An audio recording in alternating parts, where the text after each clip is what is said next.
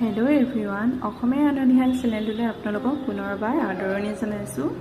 আজি আপোনালোকৰ মাজলৈ এটা মই ৰেচিপি লৈ আহিছোঁ। এয়া ৰেচিপিটো দেখি হয়তো গম পাইছে কি ৰেচিপি হয়। এয়া গাহৰি মাংসৰ লগত লাই শাক দি বনাইছোঁ।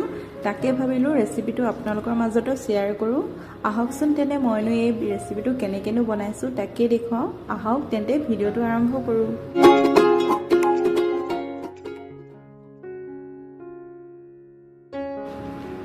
এয়া মই গাহৰি মাংস আধা কেজি মানৰ জোখত লৈ লৈছোঁ আৰু তাৰপিছত এইখিনি মই ধুনীয়াকৈ বইল কৰি ল'ম। আৰু এয়া লাই শাক লৈ লৈছোঁ। তাৰপিছত মই পিঁয়াজ দুটা এনেকৈ কাটি লৈছোঁ। মাংসখিনি ধুনীয়াকৈ বইল কৰি মই ধুই লৈছোঁ। তাৰপিছত আলু এটা লৈ লৈছোঁ, এনেকৈ কাটি লৈছোঁ। আৰু এটা বিলাহী লৈ লৈছোঁ, ডাঙৰ বিলাহী এটা। আৰু এয়া আদা, নহৰু আৰু শুকান জলকীয়া দুটা বা তিনিটা একেলগতে খুন্দি লৈছোঁ। এতিয়া কেৰাহীখন পাতি দিছোঁ। কেৰাহীখন পাতি গৰম হোৱাত এয়া তেল দি দিছোঁ। এয়া তেলখিনি পূৰা গৰম হৈছে। তেলখিনি গৰম হোৱাত মই এতিয়া কাটি লোৱা পিঁয়াজখিনিও দি দিছোঁ। এয়া পিঁয়াজখিনি দি অকণমান সময় লৰাই থাকিম, অকণমান ৰঙচুৱা হোৱালৈকে।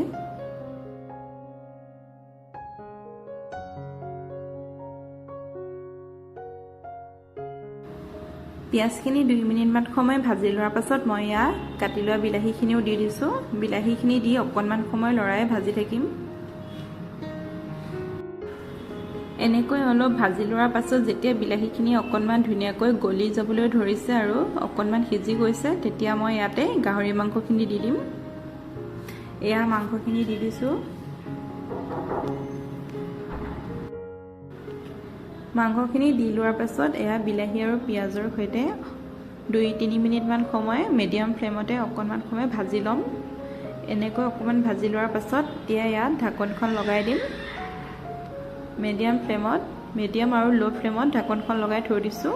তাৰপিছত আকৌ ঢাকনখন উঠুৱাই এয়া মই ইয়াতে হালধি আৰু নিমখ জোখমতে দি দিছোঁ।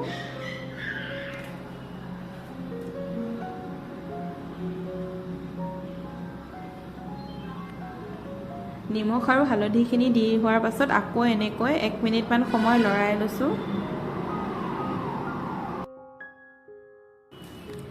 এনেকৈ মিডিয়াম আৰু ল' ফ্লেমৰ মাজতে মাংসখিনি ঢাকনখন দি ভাজি ল'লোঁ।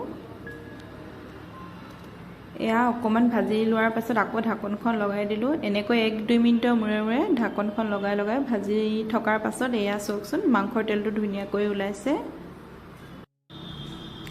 এনেকৈ মিডিয়াম ল' ফ্লেমৰ মাজত মাংসখিনি ভাজি লোৱাৰ পাছত এয়া আলুখিনি দি দিছোঁ। আলু কেইপিচ দি লোৱাৰ পাছত আকৌ এনেকৈ অকণমান সময় ভাজি লৈছোঁ।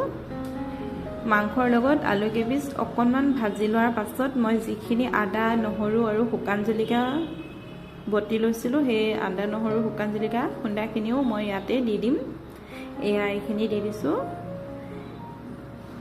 এই মছলাখিনি দি লোৱাৰ পাছত আকৌ অকণমান সময় ভালদৰে লৰাই ল'ম, যাতে মাংসখিনিৰ সৈতে মছলাখিনি ধুনীয়াকৈ মিলি যায়।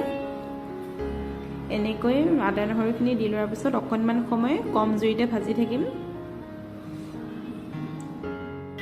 এয়া এনেকৈ অলপ সময় ভাজি থকাৰ পাছত মই ইয়াতে অলপ পানী দি দিছোঁ, যাতে ধুনীয়াকৈ সিজিবলৈ সহজ হয়, মছলাখিনিও যাতে ভালদৰে গলি যায়। মই কেঁচা জলকীয়া দুটা দি দিছোঁ। আপোনালোকে যদি বেছিকৈ খাই জলকীয়া ভাল পায় তেতিয়াহ'লে আৰু ইয়াত বহুত দিবও পাৰে। মই দুটাই দি দিছোঁ।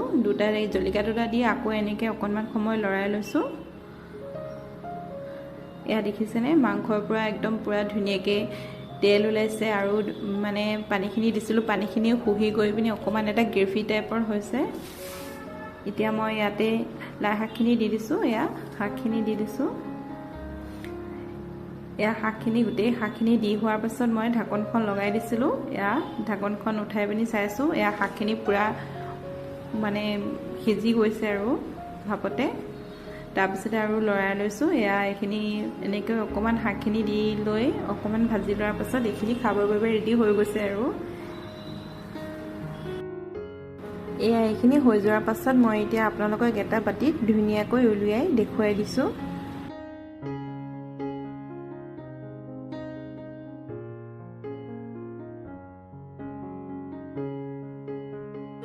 আপোনালোকে এবাৰ এনেকৈ বনাই খাই চাবচোন, যিসকলে এনেকৈ বনাই খাই পোৱা নাই। আৰু যদি আপোনালোকৰ মোৰ এই ৰেচিপি ভিডিঅ'টো ভাল লাগিলে তেন্তে মোৰ এই ভিডিঅ'টো লাইক কৰিব, শ্বেয়াৰ কৰিব আৰু যদি চেনেলটো ছাবস্ক্ৰাইব কৰা নাই তেন্তে ছাবস্ক্ৰাইব কৰি দিব। ধন্যবাদ।